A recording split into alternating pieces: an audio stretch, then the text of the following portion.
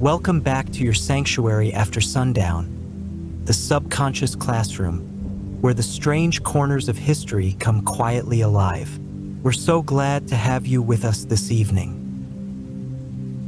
Tonight, we wander into one of the most surreal, overlooked rituals of the past.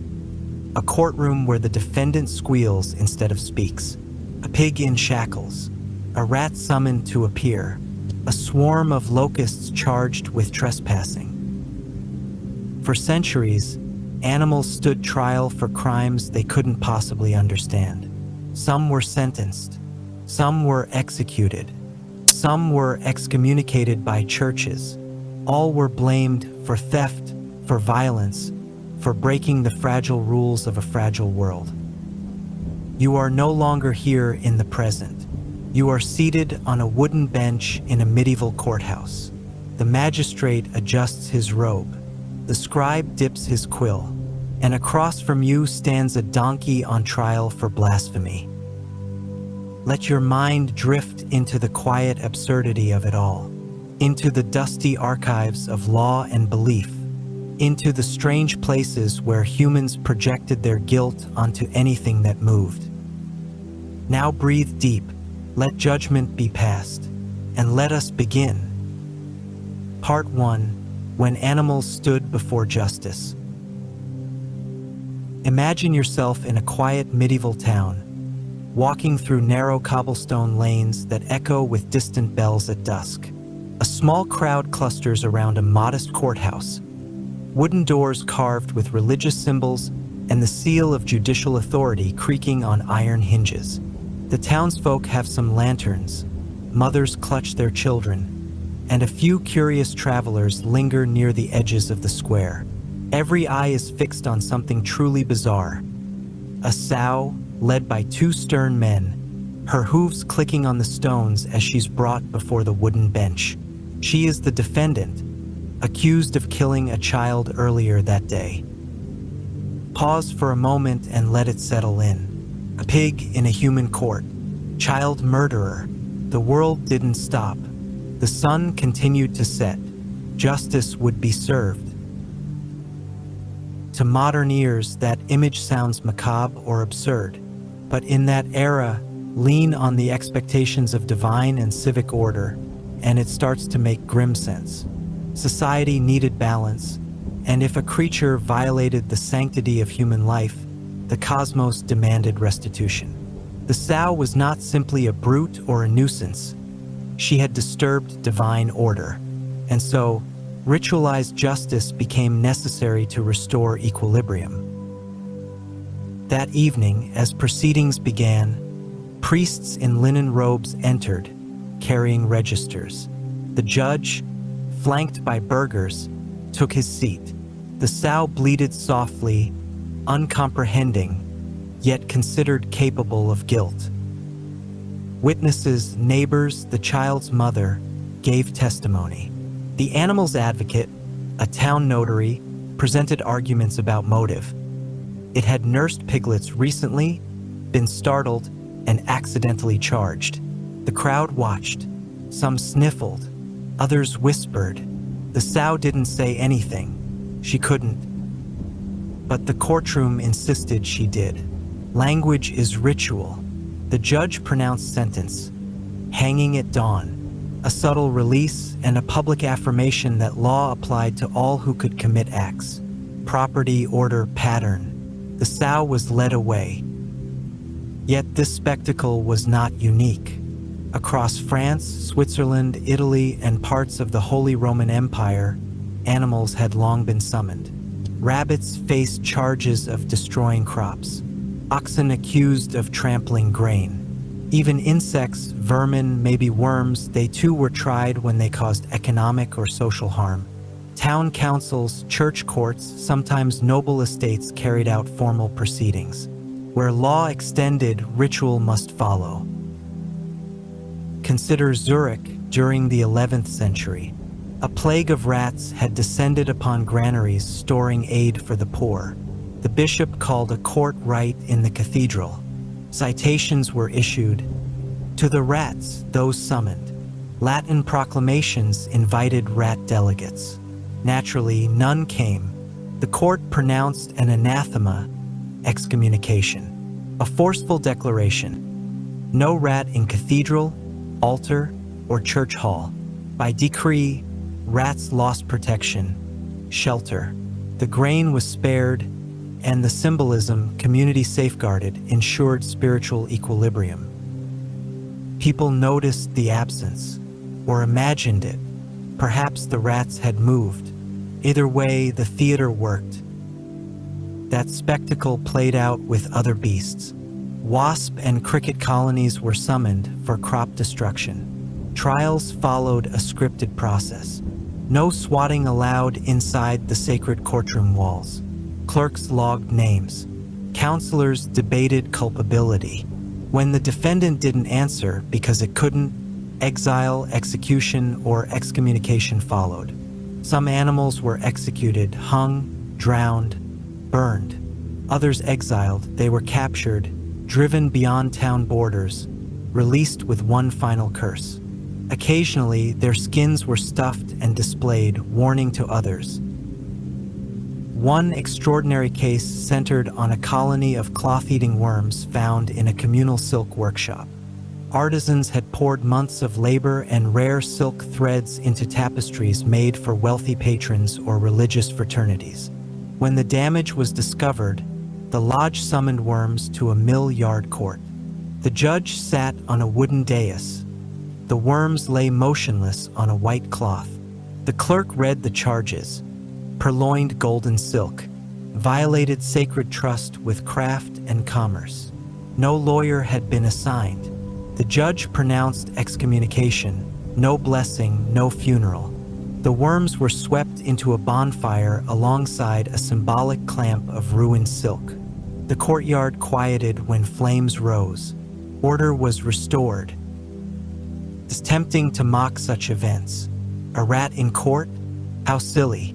But these trials reflect more than superstition. They expose societies built on cosmic hierarchy, the human linked to the divine. Through obedience and ritual, if a creature interrupted the natural order, law, inference, and cosmic justice demanded response. Courts were stagecraft. They performed power. This practice thrived under the fusion of religious belief and communal governance. Medieval law fused human statutes with divine law. The sow who killed a child had trespassed mortal law and offended God. The judge enforced public order, but also cosmic balance. In some alpine villages, a goat accused of eating liturgical vestments was tried by a village consistory. The animal's owner was present, shackled goat beside him. The goat feigned repentance, bleeding, though it likely understood nothing. No clergy present. The witnesses were frightened farmhands. The goat was sentenced to exile, driven up the mountain by shepherds. The town recorded its name, marks, and the date. The ritual extended even to naming the animal, perhaps because naming was tied to responsibility. By the 16th century, such trials began attracting attention from higher authority. Humanist scholars took note and began critiquing them. They pointed out that a pig could not understand accusation. A rat could not confess. Courts of reason began to enforce new boundaries. Law for humans only. The animal trials gradually ended, but not in a dramatic decree. Instead, Enlightenment-era judges began rejecting petitions to try vermin. By the mid-18th century, the practice died quietly. Perhaps that sow was the last. Yet tales persisted. In folklore, a rat princess who fled exile, a sow that haunted the gallows. They reminded villagers of how seriously their ancestors regarded cosmic justice, even when the defendant was hoofed or furry. Today, those animals remain silent, but framed in archives, verdict books, clerks' logs, excommunication lists. They are faint echoes of a time when law extended beyond humanity.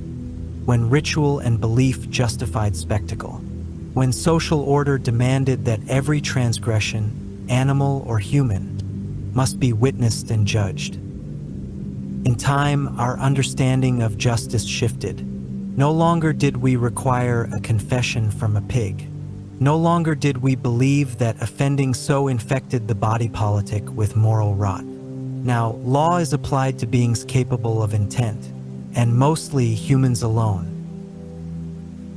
But even now, imagine a courtroom in dark wood, candlelight flickering on a sow's bristle, the judge's gavel falling, the sentence pronounced, the crowd watching, the sow led away. Tonight, as you drift closer to sleep, remember this. Justice is a story we tell about ourselves, and once we told it to pigs, worms, and rats. And they listened, or maybe they didn't, and that was the point. Part 2 of Rats, Robes, and Ritual. The next time a rat is seen as a pest, consider this. In the 15th century, a whole council of learned men once debated whether rats could be late to their own trial. The story begins in Autun, France, 1508. The townspeople had petitioned the ecclesiastical court to try the rats for eating the barley stores. Not just nibbling devastation, grain for the winter gone. They wanted justice, and justice in those days required ceremony. A well-respected attorney, Bartholomew Chassenny, was appointed to defend the rats. He was a rising star in the legal world, barely in his 20s but already known for his sharp mind and theatrical flair. His decision to accept the case wasn't a joke. It was a career move. And what better way to prove one's brilliance than by successfully defending an entire species? The trial was held in the town's cathedral. The prosecutor opened the case with solemnity. The rats, as a group, had violated public good. They had consumed grain, undermined the food supply, and ignored the authority of the church. Therefore, they were summoned to court to face judgment. The court called the rats to appear. No rats came. The next day, Chassenny stood. His argument was simple. The rats had not refused to appear, merely that they had not received proper notice. Given their scattered residences throughout the region's fields and homes, not all could be reasonably expected to hear the summons. And those who had, he said, were on their way. The court adjourned and reissued the summons. Still no rats. At the next hearing, Chassenny objected again. The journey, he said, was fraught with danger. The roads were lined with cats, natural enemies of rats. No one could reasonably expect the rats to risk life and limb simply to comply with a summons. Until safe passage could be guaranteed, they would not and should not appear. The judge, bemused but caught in a legal bind, adjourned the case once more. Some say he laughed in disbelief. Others claim he was impressed. Either way, the proceedings quietly dissolved soon after. The rats were never convicted. Chassenny's fame soared. It wasn't just a legal stunt, it was a turning point. This moment represents the strange intersection between religious worldview, theatrical justice, and intellectual showmanship. The case wasn't really about rats. It was about who could manipulate language, symbol, and law. In this courtroom, speech itself was power, even when it applied to animals who would never understand a single word of it. These weren't fringe performances. In the medieval imagination, justice was inseparable from ritual, and ritual demanded full participation, even when the defendant couldn't speak, couldn't stand, couldn't kneel. In Falaise, a town not far from Autun, records show a pig was dressed in a waistcoat before execution, human clothing to emphasize its crime against humanity. It had bitten a child, and its punishment was to be treated like a person to the very end. Garbed and bound, The sow was hanged before a silent audience. That was in 1386. The drawing remains in archives. It is oddly theatrical, with a quiet horror beneath the inked robes. Sometimes the trials were symbolic but serious. When locusts ravaged vineyards in 17th century Switzerland, they were summoned to a field beside a chapel. Priests read charges. No insects came, of course, but in their absence, a verdict was rendered. A portion of land was blessed, consecrated, and declared protected. No one expected the locusts to understand, but the villagers did. That space became sacred again. It was less about actual guilt, more about purification. And then there were the more surreal proceedings, ones that speak to a deep fear of invasion, of losing control of the domestic. In a remote village in what's now Belgium, a case was opened against a group of mice who had taken up residence in the altar of a small church. The infestation was so bad the priest feared performing mass. The court summoned them to appear twice. On the third day, an exorcism was performed instead, but not before the mice were formally charged with blasphemous occupation. Why go through the motions? Because motion, form, and process were the justice. People trusted not in outcomes, but in actions repeated properly. If the mice were disruptive, they needed to be processed like any other force in the world. Disease, famine, war, they all had names, causes, stories. And in a world dominated by signs and symbols, justice was as much about performance as consequence. There's an eerie serenity in these accounts. No one is shouting, "No riots," no demands for vengeance. The rituals unfold with gravity. Livestock are led by ropes, not whips. Insects are named, not crushed. Vermin are granted defenders, not traps. It's not kindness.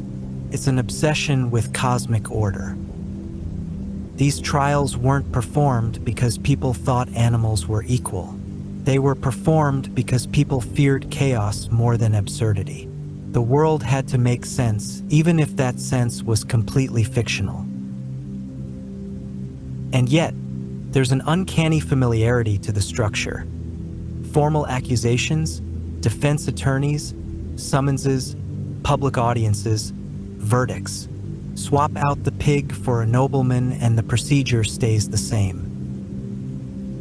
In fact, many legal scholars believe animal trials helped shape ideas about rights, culpability, and responsibility.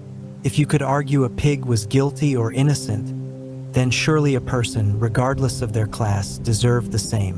In strange ways, these surreal spectacles pushed at the boundaries of legal philosophy. And they weren't limited to Europe. In colonial Latin America, Spanish clerics attempted to exorcise termites from churches, believing the creatures were sent by the devil. In 18th century Russia, a village petitioned the Tsar for relief against frogs who had overtaken a marsh and made nighttime unbearable with their croaking. The Tsar reportedly laughed and said, "Let them sing." Even in modern times, echoes of these practices persist.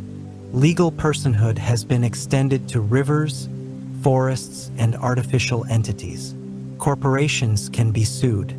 Whales are granted sanctuary. The form changes, but the impulse remains: to impose structure, accountability, and meaning onto a chaotic world.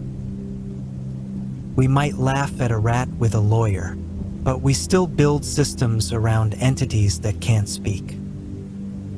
And maybe, just maybe, we're still performing the same rituals, just with different defendants. So tonight, as you lie in bed and imagine a candlelit courtroom filled with murmuring townsfolk and a solitary sow standing before judgment, remember this: history isn't always logical. It's theatrical, and sometimes the audience is all that matters. Part 3: Beast versus Church. It was one thing for a town to hold trial for a pig who bit a child. That at least had immediate consequence. But when animals trespassed on the sacred, the charges could grow stranger and far more symbolic. In medieval France, a town priest once took the stand not against a creature of flesh, but of shadow. A swarm of caterpillars had descended on the churchyard garden, stripping the greenery bare and leaving the monastery's food stores at risk. It would have been a matter for prayer or perhaps a shovel, but the monks went further. They issued a writ of excommunication. Not metaphor, a literal declaration, read aloud by candlelight, penned in Latin, signed with seals. The caterpillars were henceforth cut off from grace. This might seem absurd, but at the time, excommunication wasn't just a sentence. It was a quarantine against disorder. The church wasn't merely spiritual authority, it was cosmic maintenance. If the natural world turned against you, it meant something larger was out of balance. Whether you were a thief, a heretic, or a hungry worm, the same sacred machinery would grind into motion. In the 15th century, this machinery turned against weevils. In the Diocese of Lausanne, Switzerland, a prolonged infestation led to one of the most elaborate ecclesiastical trials ever recorded. The weevils were summoned to court, provided legal defense, and even granted concessions. An unspoiled vineyard was set aside as a sanctuary for them, with the understanding that they would leave the rest of the crops alone. It was a compromise, a negotiated peace, a pact between species. But the weevils, unmoved by Latin, treaty, or sacred ritual, returned. They burrowed, gnawed, and ruined. When they did not uphold their side of the contract, the church followed through. The creatures were cursed, banished in the name of Christ, condemned in body and soul. Again, this wasn't satire. These proceedings were carried out with sincerity. They reflected a worldview in which every living thing had a place and could be judged for abandoning it. But it wasn't always insects and rodents. Sometimes it was dogs.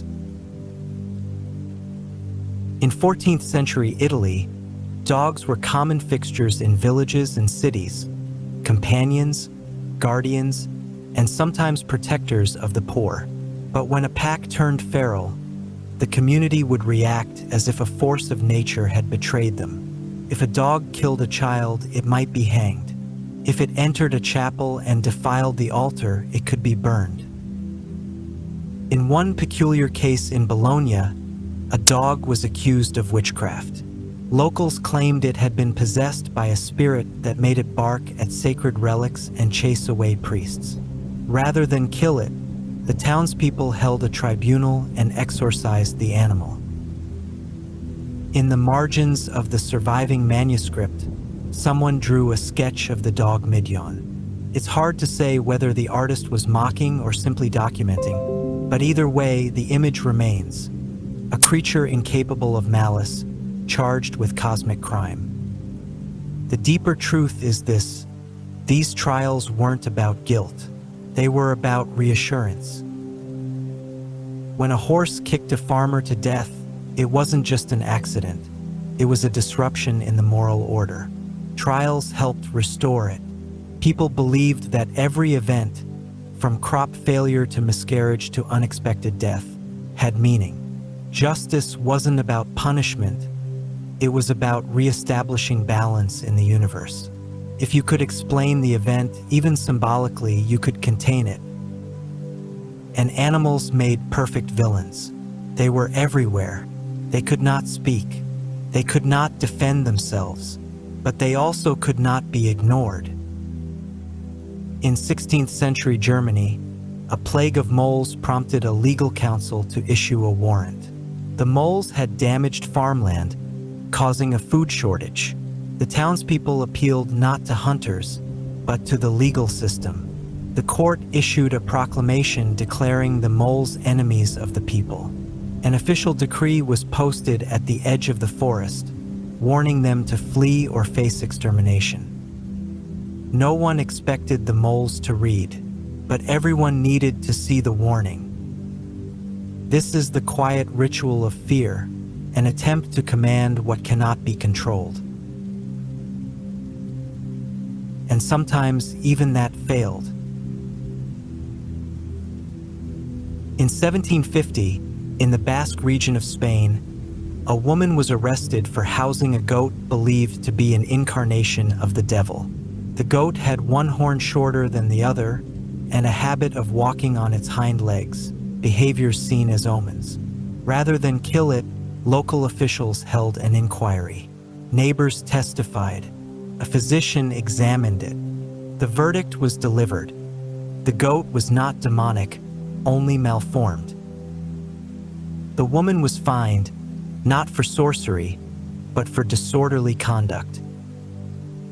The goat was returned to her, along with instructions to keep it indoors.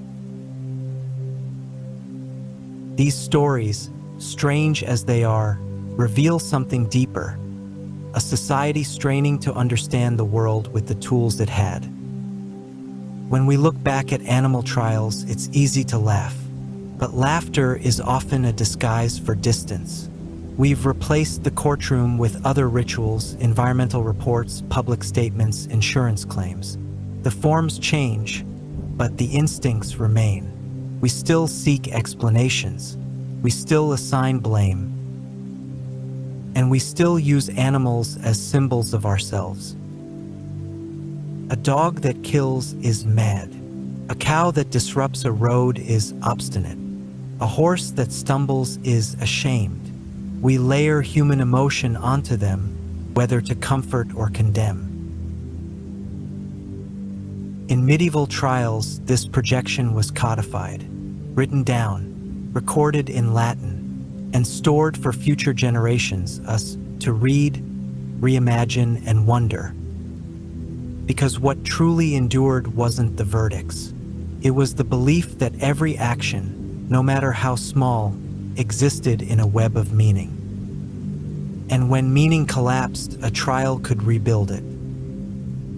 Part 4: When rats ignored the summons.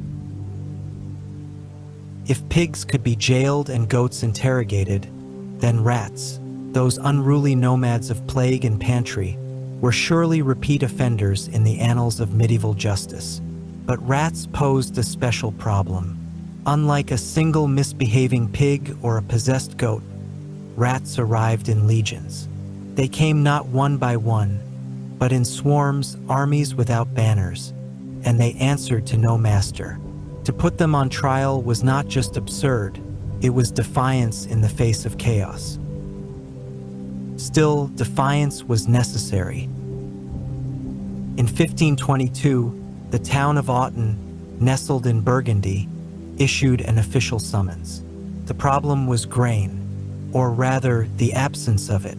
Rats had been feasting on the region's stores, leaving behind desolation. Fields remained, but what grew was consumed before harvest.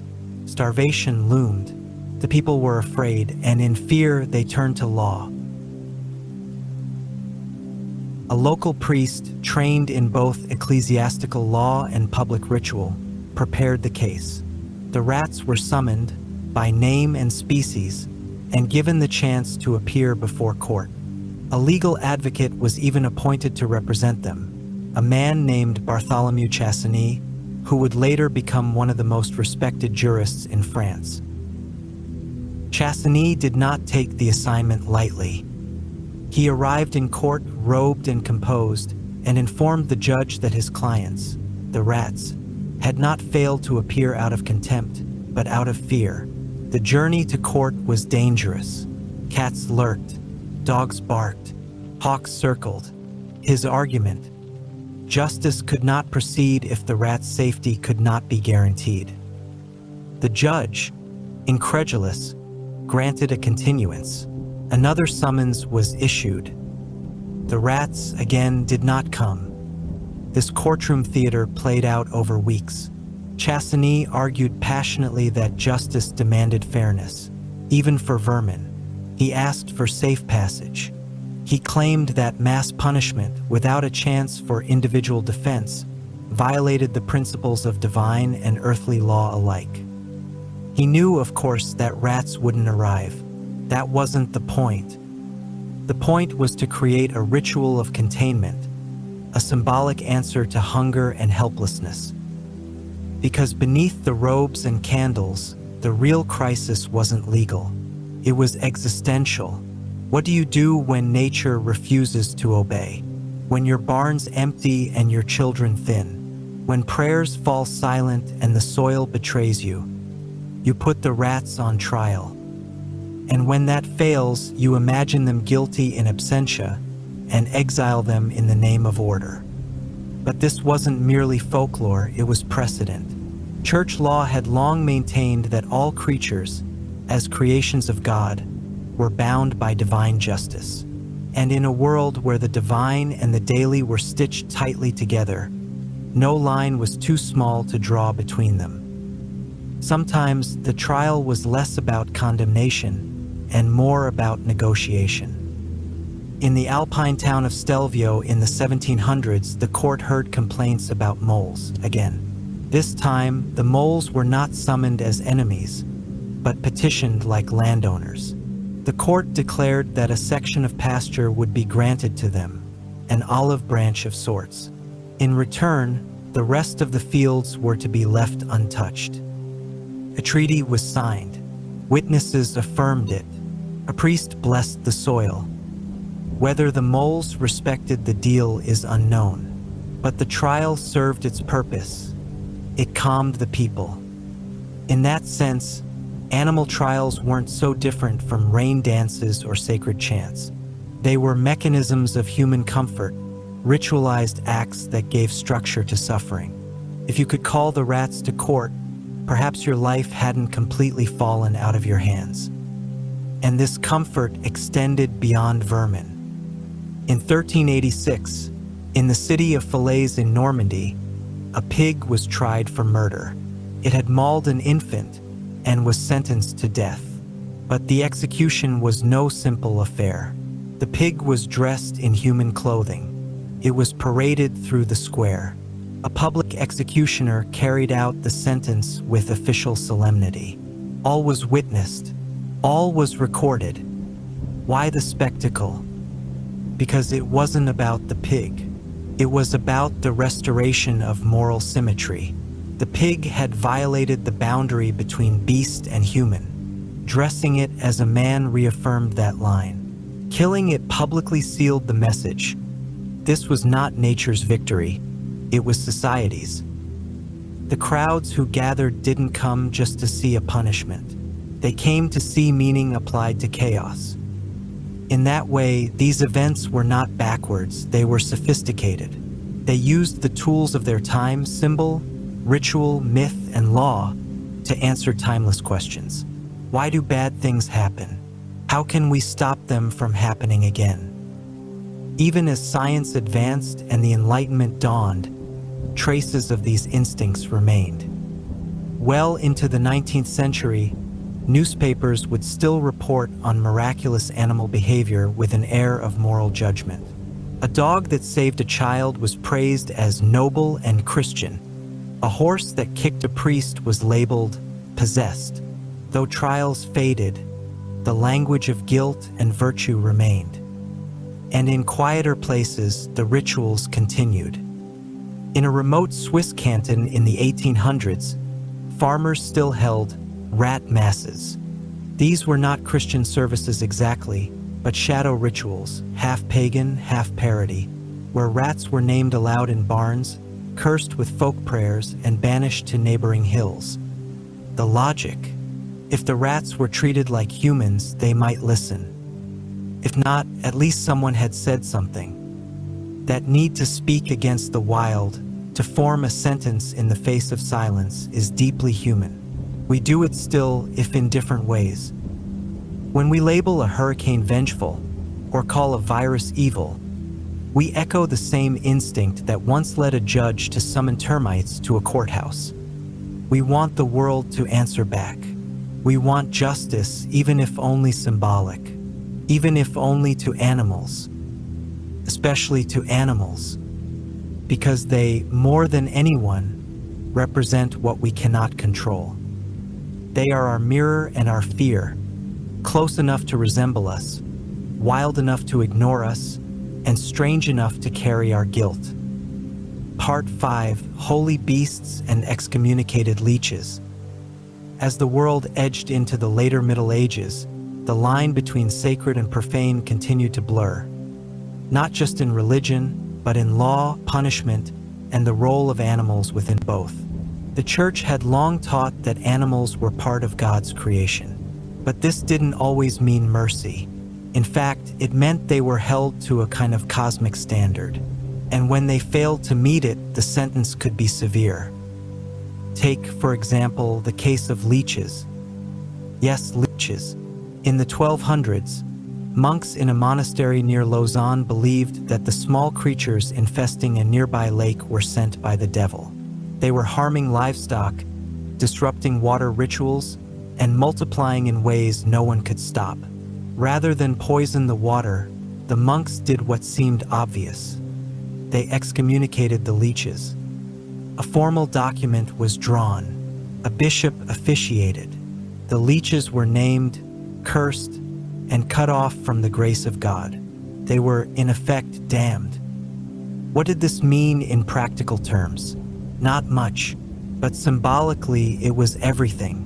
To be excommunicated meant to be cast out of the moral universe. These weren't just pests, they were offenders against divine order. They didn't just suck blood. They offended the Church. This was the world medieval Europe lived in, a world where everything, from fleas to floods, had intention and agency. Nature wasn't neutral.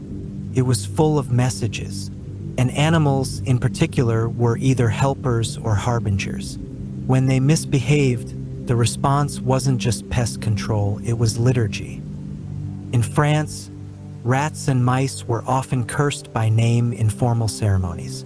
In parts of Italy, peasants would organize processions through fields to chant against the weevils. These rituals weren't always condoned by the Church. Some were considered borderline heresy, but they persisted. Why? Because people needed something to aim at. You couldn't blame the soil or the rain or God, but a beetle, a rat, a leech, that you could name, that you could banish. Even animals that weren't causing harm could find themselves dragged into human spiritual anxiety. In the 1400s, there were reports of crows being nailed to barn doors in Germany, not because they'd stolen crops, but because they were believed to bring omens. If the harvest was poor, and a crow had been seen circling, that was cause enough. But not all was punishment. Sometimes, animals were celebrated in the court of faith. Cats were martyred in certain villages, not because they had died for any cause, but because their deaths were seen as symbolic victories over evil.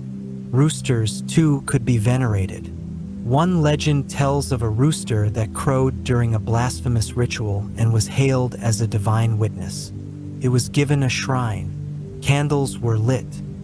The animal world wasn't just criminalized, it was sanctified. Some animals were even given trials not to condemn them, but to understand them. In Poland in the 16th century, a local bishop conducted a formal inquiry into a dolphin that had swum up a river and died near a town's bridge. Was it a miracle? A warning? The body was kept for weeks. Scholars and clergy debated. They drew up scrolls documenting the time of death, the color of its skin, the precise route it must have taken. In the end, the dolphin was buried in consecrated ground. It had, by dying out of place, become part of the sacred order. These were not irrational people. These were not fools. These were humans living in a world that lacked modern tools but was brimming with moral logic. They believed the universe was intentional, that every creature had a purpose, And when a creature veered from that purpose into violence, into chaos, into confusion, they believed it must be dealt with not just by force, but by ritual. And so trials continued. In the Swiss town of Lausanne, caterpillars were summoned to court for destroying vineyards. They were told to leave. When they didn't, a fast was declared. The townspeople abstained from meat and danced in the fields, hoping to restore harmony. Did the caterpillars leave? Possibly. More likely, they pupated. But the story held. Justice had been attempted. The act of attempting mattered more than the outcome. Even in legal documents, the symbolism was rich. Animals were often described in human terms: delinquent, wayward, unrepentant. The language was deliberately moral. This pig was not just hungry, it was guilty of trespassing. This goat wasn't just wild, it had conspired with the devil. It wasn't uncommon for records to include witnesses, villagers who testified under oath that they'd seen the animal commit the crime. Their testimony would often include detailed narratives. A goose that stole a loaf of bread, a donkey that broke through a fence, a cow that knocked over a candle and caused a fire. Sounds absurd now, but back then, these events threatened livelihoods. Bread was survival. Fire was catastrophe. When an animal caused harm, the law responded. And because human law had merged with divine law, the courtroom became a cathedral. Of course, not everyone took this seriously. Satirists of the time wrote biting plays mocking the animal trials. In one popular French farce, a pig is brought before court and argues so eloquently for its innocence that it is made mayor. In another, a rooster is put on trial for crowing during Mass and defends itself by citing scripture. But parody only works when the original is familiar. And make no mistake, these trials were familiar. They were part of a long tradition of using legal drama to handle real fear. Because the animal in these stories is never just an animal. It's the unknown, the unruly, the part of the world that refuses to follow our rules. And putting it on trial is not an attempt to control it so much as an attempt to speak to it, to make it part of the human story. That impulse is older than law, older than writing, older than fire, perhaps.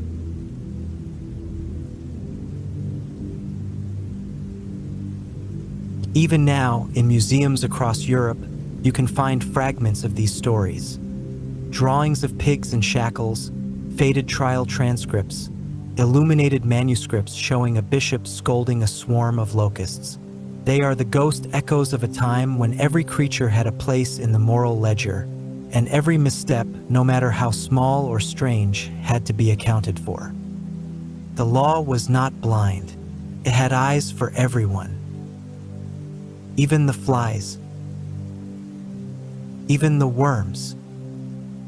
Even the leeches. Part 6. The punishment must fit the paw. The punishments given to animals in medieval and early modern trials weren't symbolic alone. They were real, physical, and often brutal. The logic was straightforward. If the crime mirrored a human one, so must the justice. So pigs were hanged, burned, or even drawn and quartered. Bulls were beheaded. Dogs were stoned. Crows were crucified. In 1266, a pig in Fontenay-aux-Roses, France was accused of killing a child. It was tried, sentenced, and publicly executed by hanging. But the story didn't end there. The town, unsure whether the pig's violent tendencies might have spread, also arrested 2 other pigs from the same pen. They were considered possible accomplices. They were held, tried, and eventually acquitted. Yes, acquitted. Not because they were pigs, but because the evidence was inconclusive. Across the centuries, the records multiply. a donkey stoned to death for kicking a nobleman's son, a goat burned at the stake for eating a religious relic. In Russia, a bear accused of attacking a traveler was not just executed. It was displayed afterward, tied to a post in the village square, its mouth stuffed with garlic to ward off its spirit. But this wasn't just vengeance. It was order. It was about reaffirming the belief that justice extended to everything, high or low, furred or feathered. The law had a reach that didn't stop at language. And the spectacle mattered. These executions were often held in public, with crowds gathered not in curiosity, but in solemnity. Children were brought to witness. Sermons were preached. The condemned animal, if large enough, might be dressed in human clothing. This wasn't mockery. It was ritual theater. The message was clear. We will not tolerate chaos, not even from you. Yet as the Enlightenment approached, cracks began to form. Thinkers like Voltaire and Diderot scoffed at the idea of putting a chicken on trial. They saw these proceedings as the dying gasps of superstition, and in part they were right. The tone began to shift, but not everywhere. In remote towns and conservative enclaves, these beliefs lingered. In 1713, a sow was condemned to death in Savigny for allegedly devouring an infant. The trial lasted 2 weeks. Witnesses were called. Testimonies were taken. The sow was executed and buried in a pit outside town. No one laughed. Meanwhile, in Geneva, rats were once again summoned to leave the city. A priest carried a candle into the fields, read aloud a formal letter addressed to the vermin, and cast crumbs as a path of safe retreat. It was both a legal notice and a spiritual plea. The rats, he said, had 3 days. In the Pyrenees, a community declared a fast after caterpillars ravaged the barley crop. They rang bells and read aloud a writ of expulsion to the fields. Caterpillars did not leave. So the fast continued, and a priest was called to sprinkle ash and salt in the furrows, a mixture meant to signify both repentance and purification. Still the crops died, but the villagers felt they had done their part. They had followed the law of man and the law of God. There was something comforting in the process. Even when the outcome didn't change, the effort restored a sense of control. And sometimes, just sometimes, the world seemed to respond. There's a tale from southern France in the 1600s, a town beset by frogs, thousands of them, croaking through the night, interrupting mass, even creeping into homes. The townsfolk declared them cursed and sought a trial. A judge refused. Priest agreed.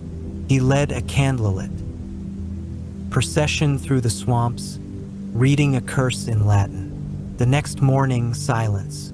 The frogs were gone. Had they migrated, died, hidden? No one knew, but the story held. That was the point. What animal trials offered was a bridge between powerlessness and performance. When nature turned against you, when crops failed or livestock died or children fell ill, you couldn't take the sky to court. You couldn't punish the wind, but you could look a goat in the eye and accuse it. You could read a sentence to a pig. You could name the terror, and sometimes that was enough.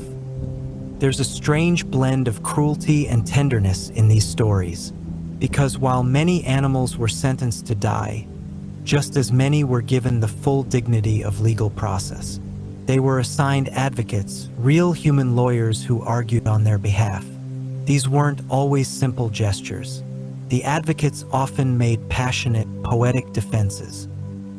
In a 1508 trial, a French lawyer defended a group of rats by arguing they had not appeared in court because they feared for their safety on the roads.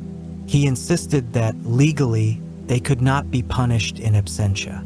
The court delayed the trial. The rats, of course, never came, but the court respected the logic. In this moment, the lawyer wasn't defending rats. He was defending the principle of fairness, the idea that even something so small, so silent, deserved to be heard. The records themselves are part of the fascination. In town archives across Europe, faded parchments still list animal indictments in careful script. Some are simple: for eating the host, for biting a boy. Others are strange, even mystical: for dancing in a field, for howling in a manner not becoming. These weren't just crimes of action. They were crimes of vibe, of crossing a boundary not visible, but deeply felt. It's no wonder that animals became such powerful metaphors. Even now, we describe leaders as wolves, victims as sheep, the law as blind and impartial. But in the centuries we're drifting through, these weren't metaphors. These were lived experiences. The animal world wasn't a symbol. It was a suspect, a neighbor, a soul.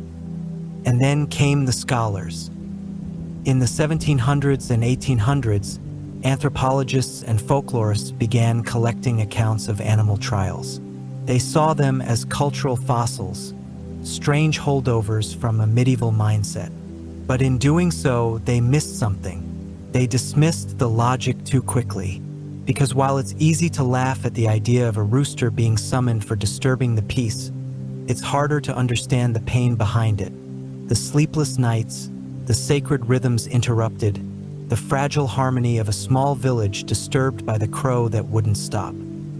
What we see as absurdity, they experienced as disruption.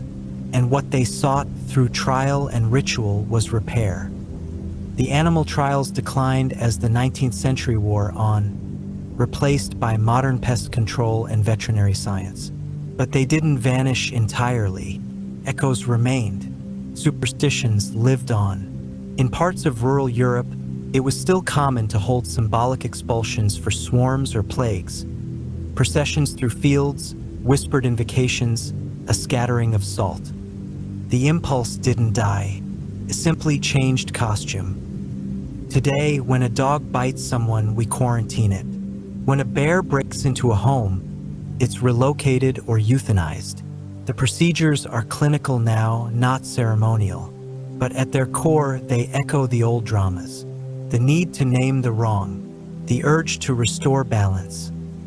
We no longer drag pigs to court, but we still ask the same questions. Who is at fault? What must be done? How do we live with a world that does not obey? Part 7 echoes in the modern menagerie.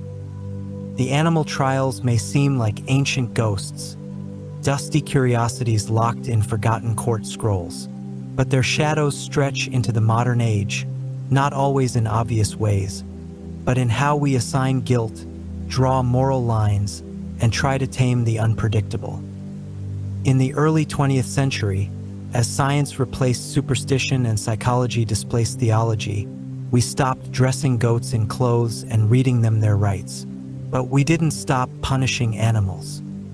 In 1906, in Tennessee, an elephant named Mary was hanged by a railroad crane after killing her handler. A crowd gathered. Newspapers called it justice. The execution was botched. She didn't die quickly, but the impulse was familiar. Order had been disrupted, and so a message had to be sent. Mary had violated the unspoken contract between beast and man, and she paid the price. No trial, just a sentence. In 1916, another elephant in Irwin, Tennessee, was similarly executed. Local accounts blamed her for trampling a spectator. Others claimed she was provoked, but the result was the same: punishment, spectacle, reassertion of dominance. Even now, in the 21st century, animals are destroyed for crossing human boundaries. Dogs put down after attacks.